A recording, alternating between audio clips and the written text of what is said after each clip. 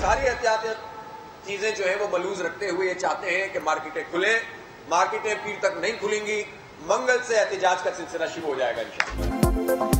कराची में ऑनलाइन कारोबार की इजाजत मजाक है। ताजिरों को पीर से कारोबार की इजाजत ना मिली तो एहतजाज करेंगे। जमात इस्लामी के रहनुमा नईमुर रहमान ने सिंध हुकूमत को अल्टीमेटम दे दिया। पंजाब के ताजिरों का सब्र भी जवाब देने लगा। लाहौर चैम्बर ऑफ कॉमर्स में अंजुमन ताजरान का इजलास। ताजिर रहनुमाओं ने 9 मई से कारोबार खोलने का मुतालबा कर दिया। कहा हुकूमत ने फैसला ना किया तो 10 मई को खुद ही दुकानें खोलेंगे। कम अगले 6 महीने 1 साल तक हम इसके साथ रहना पड़ेगा। हम लोगों के ऊपर जबरदस्ती डंडे के जोर से हम इसका मुकाबला नहीं कर सके। कोरोना की वजह से जो लॉकडाउन हुआ उसकी वजह से जो लोग बेरोजगार हो, उसका एक आज वेबसाइट अनाउंस की। कोरोना वायरस के साथ 6 माह से 1 साल तक रहना पड़ेगा। लॉकडाउन से मईशत पर मनफी असरात मुरतब हो रहे हैं। वजीर आजम इमरान खान कहते हैं हुकूमत ने 68 लाख खानदानों में 81 अरब रुपए तकसीम किए। लॉकडाउन की वजह से बेरोजगार अफराद की इमदाद के लिए वेब पोर्टल का इफ्तिताह। किया है एटलीस्ट इसमें महारत रखते हुए बताएं। हम खा गए बोरियां आटे की, गंदम की, फंड, राशन के पैसे, टेस्टों के पैसे, मेडिकल के पैसे, और जो हम 20 साल से सूबे को खत्म करो इस तरह की बातें करते हो। ये सिर्फ अपनी नाअहली को छुपाने के लिए। आज अगर ये वायरस फैला है तो सिर्फ और सिर्फ वफाकी हुकूमत की नाअहली की वजह। अवाम परेशान, लेकिन सिंध सरकार और वफाकी हुकूमत की एक दूसरे पर लफ्जी गोलाबारी जारी। नासिर हुसैन शाह और सईद गनी का बड़ा इल्जाम। कहा कोरोना वायरस एहसास प्रोग्राम की वजह से फैला। कोई कंफ्यूजन है तो पाकिस्तानियों को मुश्किलात में ना डालें। वफाकी वजीर फैसल बावडा का जवाबी वार बोले पीपल्स पार्टी गंदम की लाखों बोरियां खा गई। आप इस्तीफा सिर्फ मांग सकते हैं, हम करने को आए तो बहुत कुछ कर सकते हैं।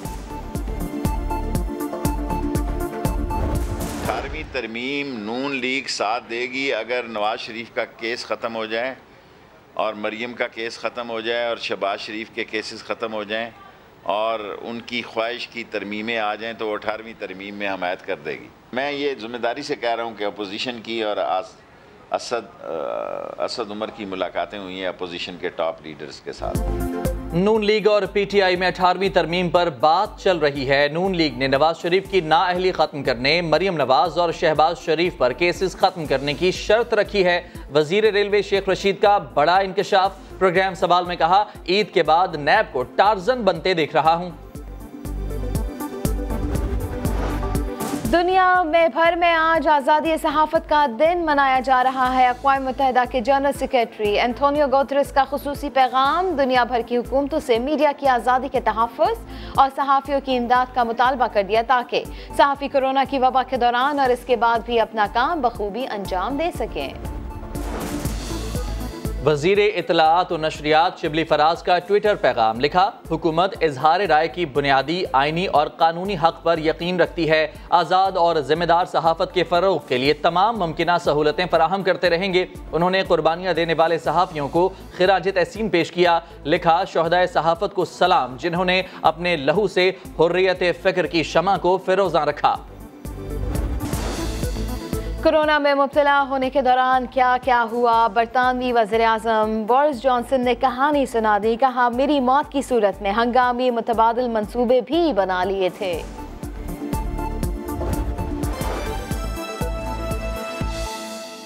पहली मई को पेट्रोलियम प्रोडक्ट की प्राइसेस जो कम हुई उसमें तकरीबन पाकिस्तान के सब रिटेलर्स के पास स्टॉक बहुत कम थे।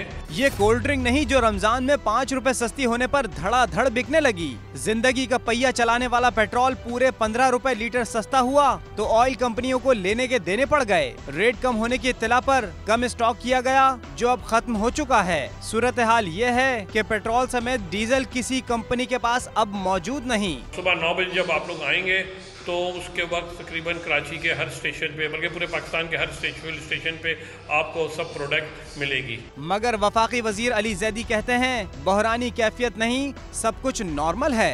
3 ऑयल पियर्स हैं और उसमें 2 ऑयल पियर्स हमारे फुली ऑपरेशनल हैं।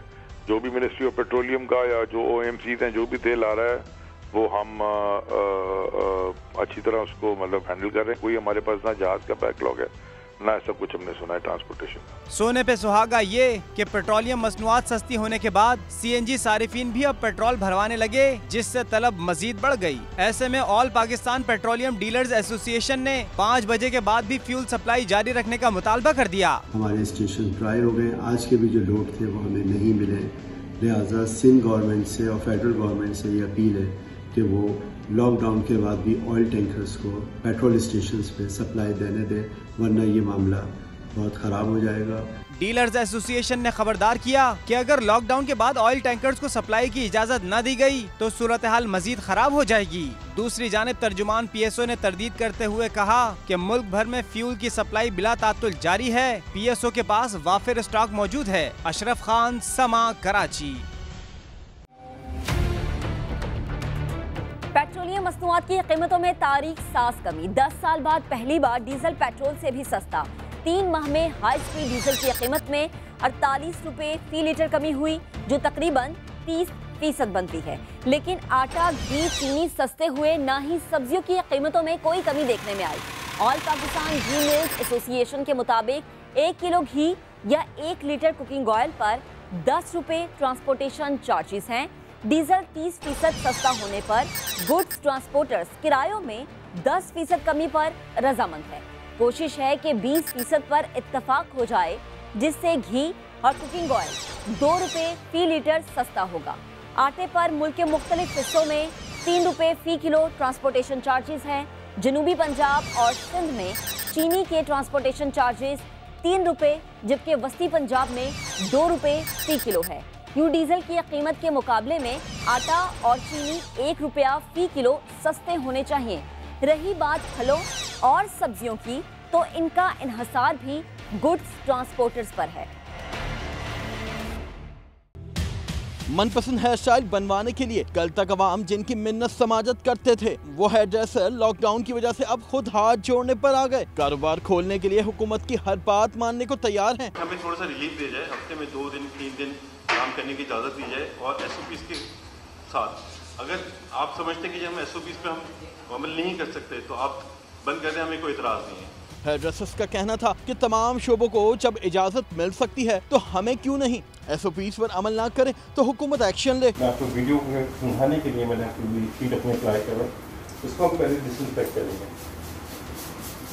हर क्लाइंट के ऊपर आपने एक ही शीट इस्तेमाल करनी है, वो शीट दोबारा इस्तेमाल नहीं होगी। कोई कितना ही बड़ा क्यों ना हो, उसे हजाम के सामने सर झुकाना ही पड़ता है, लेकिन मौजूदा हालात ने खुद बार्बर को सर झुकाने पर मजबूर कर दिया है। हुकूमत को चाहिए उन पर भी जल्द नजर करम करे। कैमरामैन मजहर के साथ सऊद बिन मुर्तजा, समा, कराची। जब फल और सब्जी की पैदावार हो ज्यादा और मार्केट में डिमांड हो कम, तो कोल्ड स्टोरेज से फायदा उठाया जाता है। स्टोर की गई अशिया की कीमत अगरचे कुछ बढ़ जाती है, मगर ये साल भर लोगों को दस्तयाब रहती हैं। इन अशिया का मेयार चेक करने के लिए हुकूमत ने हाल ही में अपने कवायद सख्त कर दिए हैं।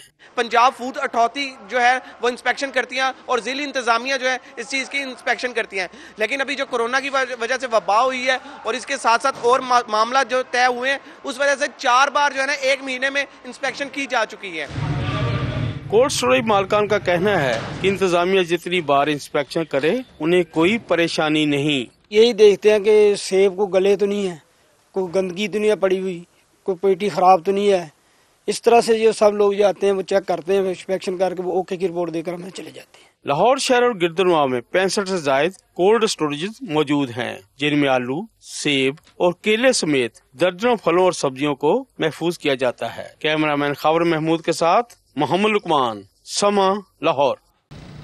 कोरोना वायरस के सबब कोयटा में जहां दीगर तबकात मुतासिर हुए हैं, वहीं मजदूर तबका भी ना बच सका। बाजा खान चौक समेत मुतादिद चौराहों को लॉकडाउन के सबब सील किया गया, तो दिहाड़ी के लिए वहां आने वाले मजदूर बेरोजगार हो गए। मजदूर कहते हैं कि एहसास कफालत प्रोग्राम के तहत रकम भी नहीं दी जा रही। गरीब को कुछ नहीं मिल रहा है। बेएहसास प्रोग्राम इसने बनाया, सारे अपने मन पसंद लोगों को इस लोगों ने पैसे दिए। किसी भी इधर मजदूर से आप पूछ ले किसको 12,000 मिले। दूसरी जानिब ज़िला इंतज़ामिया का कहना है कि एहसास कफालत प्रोग्राम के तहत अब तक 1 अरब 70 करोड़ रुपए मुस्तहिकीन को तकसीम किए जा चुके हैं। कैमरामैन जुनेद अकबर के साथ मोहम्मद आतिफ, समा, कोयटा।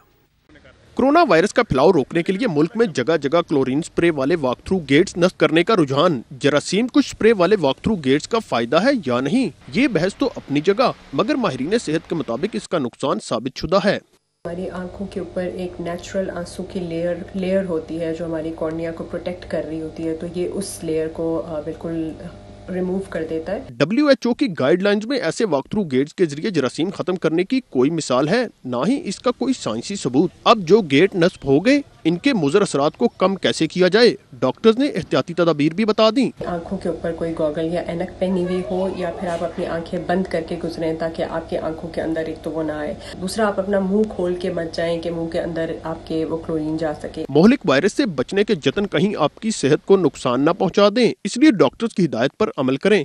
कोरोना से हिफाजत अपनी जगह, लेकिन ऐसे स्प्रे गेट से गुजरते वक्त अपनी आंखों और जिल्द की एहतियात भी लाजिम है। कैमरा इसरार सलीम के साथ शहजाद अली, समा, इस्लामाबाद।